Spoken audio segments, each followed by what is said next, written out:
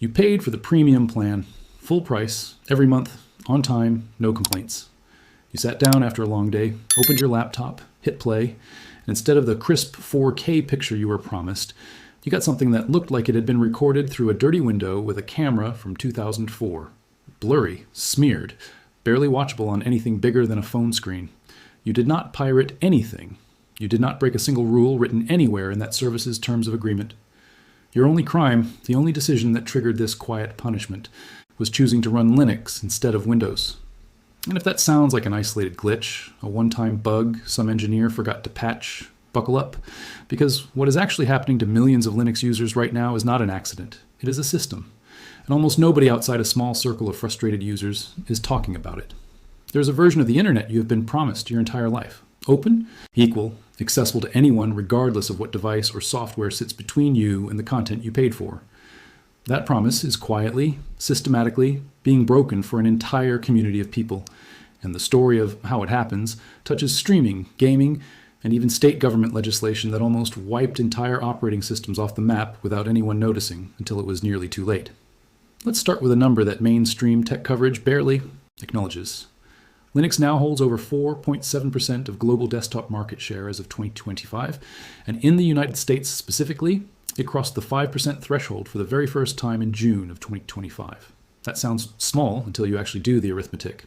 5% of American desktop users is not a rounding error. It is tens of millions of real human beings sitting at real machines, trying to use the same internet everyone else uses. These are not exclusively programmers hunched over 10 terminal windows at 3 in the morning. These are students, artists, small business owners, privacy-conscious parents, and ordinary people who simply chose an operating system that does not cost money, does not quietly harvest their data, and does not force hardware upgrades onto machines that still work perfectly fine. And right now, in 2025 and 2026, when that growing population is being blocked, downgraded, restricted, and quietly shut out of experiences that Windows and Mac users never even have to think about, this is not a technical hiccup somewhere in a server room. It is a systemic failure, and it is intensifying at the exact moment. Linux adoption is accelerating faster than it ever has before, which makes the whole situation feel less like bad luck and more like a countdown clock nobody agreed to start. Let's start with the layer that hits hardest for ordinary people, the one that ruins a quiet evening on the couch, streaming. You open Netflix on your Linux machine, premium subscription active, paying the exact same monthly fee as the person sitting next to you on a Windows laptop, and instead of 4K, you're stuck watching something that tops out at 720p, sometimes even lower depending on the browser and service in question. This is not an oversight someone forgot to fix in a software update. It is intentional, technically enforced, and baked into the architecture through something called Widevine DRM, a digital rights management system built by Google that governs how encrypted streaming content gets decrypted and displayed on your screen. Widevine operates across 3 certification tiers. Level 1 sits at the top, where decryption happens inside dedicated, secure hardware, completely walled off from the rest of your software. Level 2 occupies the middle ground. Level 3, the lowest tier, handles everything in ordinary software with 0 hardware level protection. Streaming platforms require that top level 1 certification to unlock their highest quality tiers, the 4K resolution, the HDR color, everything that makes premium subscriptions feel worth paying for. And here's the detail no streaming company will ever put in a press release. Linux is permanently locked at Widevine Level 3, across every browser, every distribution, every piece of hardware you could possibly own, no matter how powerful your machine actually is. In practical terms, that locks Linux users into standard definition or 720p on virtually every major platform: Netflix, Amazon Prime Video, HBO Max, Disney+, Crunchyroll, all of them enforcing the exact same ceiling. The quality gap is not subtle either. On any decent-sized monitor, the difference between 720p and true 4K is immediately painfully visible. You are paying full premium price and receiving a noticeably inferior product, with no discount offered, no acknowledgement issued, and no timeline for a fix anywhere on the horizon. One developer got so frustrated by this exact situation that he spent 4 straight days reverse, engineering Netflix's streaming infrastructure just to understand why his premium subscription refused to deliver 4K on his Linux setup. His conclusion, once he finally pieced it together, was blunt and honestly a little devastating. You pay for the content, but whether you actually get to watch it in the resolution you're paying for depends entirely on which operating system happens to be running underneath your browser. That is not how a fair marketplace is supposed to function. Full stop. Fixing this would require a coordinated, simultaneous effort across multiple industries that currently have zero financial incentive to cooperate. Hardware manufacturers would need to build proper trusted execution environment, support at the firmware level specifically for Linux. Google would need to officially extend that top-tier Widevine certification to Linux systems. Streaming platforms themselves would need to stop treating hardware-level DRM as a hard prerequisite for high-quality playback. Every one of those steps costs real money and real engineering time, and none of the companies involved are under any real pressure to spend either. So the arrangement continues quietly, year after year. Linux users paying full subscription prices for a permanently downgraded experience, while the executives making those decisions somewhere in a boardroom lose exactly zero sleep over it.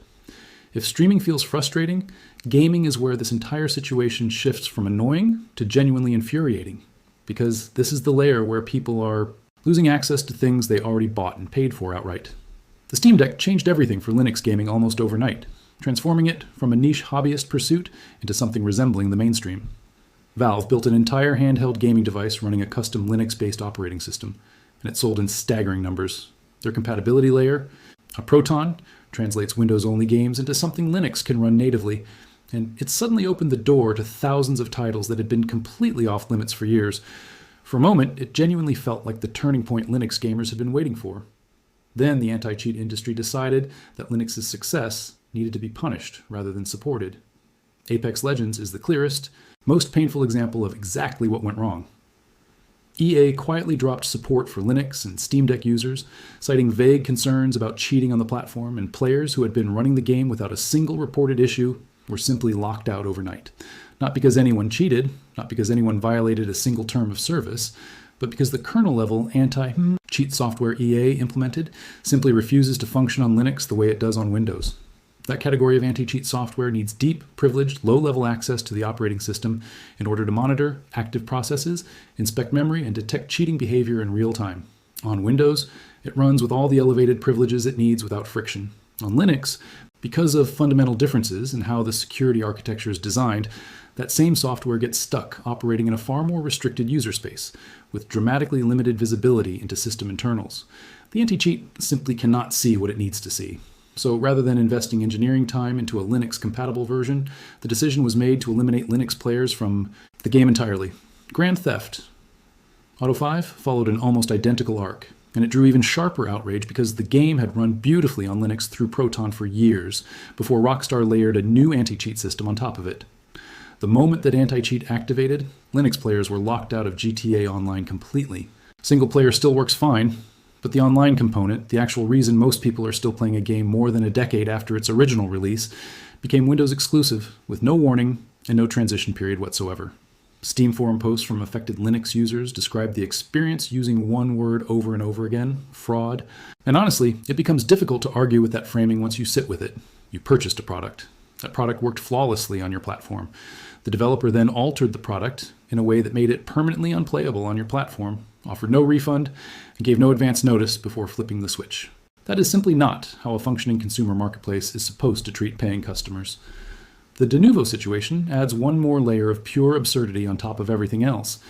In April of 2026, Linux and Steam Deck players attempting to run Capcom's Pragmata through Proton discovered they were hitting an activation limit that quietly resets every 24 hours. De novo's copy protection system permits only 5 activations within any given 24-hour window, and because switching between different Proton versions is a completely standard troubleshooting step Linux gamers use to find the best compatibility configuration for a specific title, each version switch counts as its own separate activation against that limit. A paying customer could legitimately buy the game outright, spend a single evening testing a handful of Proton versions, trying to get proper performance, and find themselves entirely locked out of a game they own for a full 24 hours. The anti-piracy system built to catch thieves ends up punishing the exact customers who did everything correctly. Now let's move into territory almost nobody outside the Linux community is even aware of, because this next chapter threatened the legal existence of entire operating system distributions inside the United States, and it moved faster than anyone with any influence in tech policy managed to react to. In late 2025, California passed a piece of legislation called the Digital Age Assurance Act, filed as Assembly Bill 1043. The intention behind it was reasonable on its face, protecting minors from age-inappropriate content by shifting age verification responsibility away from individual websites and onto operating system providers instead. Under the law as written, operating system providers would be required to collect a user's age bracket during initial device setup and then expose that information to apps and app stores through a real-time programming interface.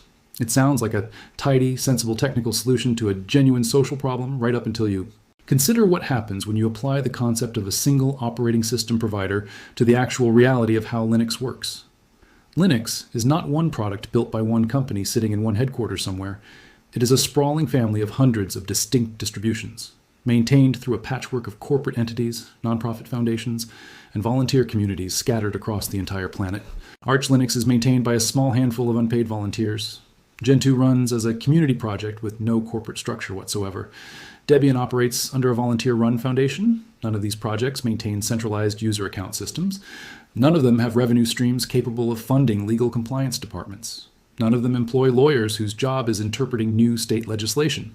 The penalties written into AB 1043 were set at $2,500 per violation for negligent violations and $7,500 per child for intentional ones.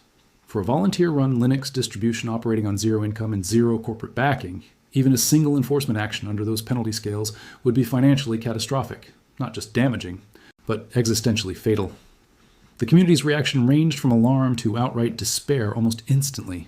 Midnight BSD, a free BSD-based open-source operating system, concluded that the only realistic path forward was to block every IP address geolocated to California from accessing the project entirely, because genuine compliance was simply impossible, given how the project was structured. Think about how extraordinary that response actually is. An operating system built on a philosophical commitment to open access was forced to wall off an entire American state, because the alternative was potential legal annihilation. Canonical, the corporation behind Ubuntu, which does have actual legal and financial resources, began exploring a technical workaround using a Linux interprocess communication system called dbus as a possible mechanism for surfacing age data to app stores. But even the developers involved in those early conversations described it as a rough, preliminary idea riddled with unresolved privacy concerns, nowhere close to something deployable. The backlash from the open source community moved fast, organized itself quickly, and grew loud enough that the California State Assembly actually responded. Assemblymember Buffy Wicks, the very lawmaker who originally authored and championed AB 1043, was compelled to introduce an amendment that effectively rewrote the entire definition of operating system provider inside the law. The revised language excluded any entity that distributes software under licenses, permitting users to copy, redistribute, or modify it freely. In other words, open source software was carved out of the law's reach entirely. Linux survived, at least within California, at least for now, but sit with what that entire sequence of events actually reveals. A piece of legislation capable of forcing the closure or geo-blocking of major Linux distributions made it through the full legislative process, landed on the governor's desk, and became binding law before anyone with meaningful influence in tech policy circles raised a serious alarm about what it would do to open source software. No major advocacy organization delivered testimony during the bill's committee hearings. The entire open source ecosystem sat completely unrepresented at the table, while decisions about its own survival were being quietly finalized. Step back now and look at all three of these stories together, because the pattern connecting streaming, gaming, and legislation is not a coincidence. It is the natural byproduct of a digital world quietly designed from the ground up around the assumption that Windows would always be the only operating system that truly mattered. Widevine's top-tier architecture was built around the secure hardware modules and trusted execution environments that Microsoft and its hardware partners spent years certifying specifically for Windows machines. The underlying assumption baked into the whole design is simple. A secure DRM system means a Windows system. Kernel-level anti-cheat tools were engineered to hook directly into Windows-specific low-level system functions that simply have no clean equivalent anywhere inside the Linux kernel's architecture. Age verification legislation was drafted by lawmakers who consume their own digital content on iPhones, MacBooks, and Windows laptops, people who have likely never once opened a Linux package manager in their entire professional lives. In every single case, Linux was not maliciously targeted or deliberately excluded. It was simply never considered in the first place, an afterthought that never even made it into the room. And the end result lands exactly the same either way. Whether the exclusion was intentional or purely accidental, Linux users still end up locked out. The market share argument companies lean on to justify this ongoing neglect is becoming harder and harder to sustain with a straight face. Linux desktop adoption grew 70% between 2022 and 2025, Germany's Schleswig-Holstein state became the first European region to fully replace Microsoft software with Linux across its public offices. Denmark's Ministry of Digital Affairs launched a large-scale migration away from Microsoft toward open-source platforms in mid-2025. France now operates more than 103,000 government computers on a custom Ubuntu-based Linux distribution. India sits above 16% Linux desktop adoption, the highest rate among major world economies. These are not hobbyist statistics anymore, buried in some enthusiast forum somewhere. These are government-level adoption figures, and the trend is accelerating precisely because Windows 10 reached its official end of life in October of 2025, pushing cost-conscious users and entire institutions toward free, capable alternatives. There's also a deeper wrinkle in that market share argument that rarely gets discussed with any honesty. Linux users skew disproportionately privacy-conscious, and they actively take steps to avoid being tracked online. They run user agent switchers that disguise their operating system from analytics platforms. They deploy ad blockers and tracker blockers that render them essentially invisible to the exact web analytics tools generating those official market share statistics in the first place. A meaningful chunk of the nearly 19% of desktop sessions categorized simply as unknown in, April of 2026.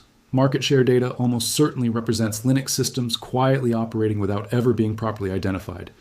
The real global number of Linux users is very likely higher, possibly dramatically higher, than any official statistic currently reflects, which makes the whole justification for this neglect even flimsier than it already appears on paper. And here's the irony sitting underneath the entire story, almost poetic in how sharply it cuts.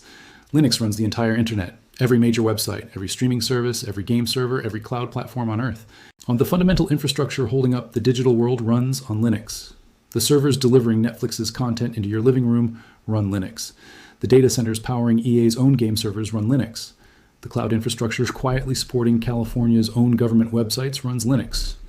But the moment an actual human being tries to use Linux as a personal desktop operating system to access those exact same services, they get treated as a second-class digital citizen, someone whose experience apparently doesn't merit the same investment. The same quality or the same legal protection extended automatically to anyone still using Windows.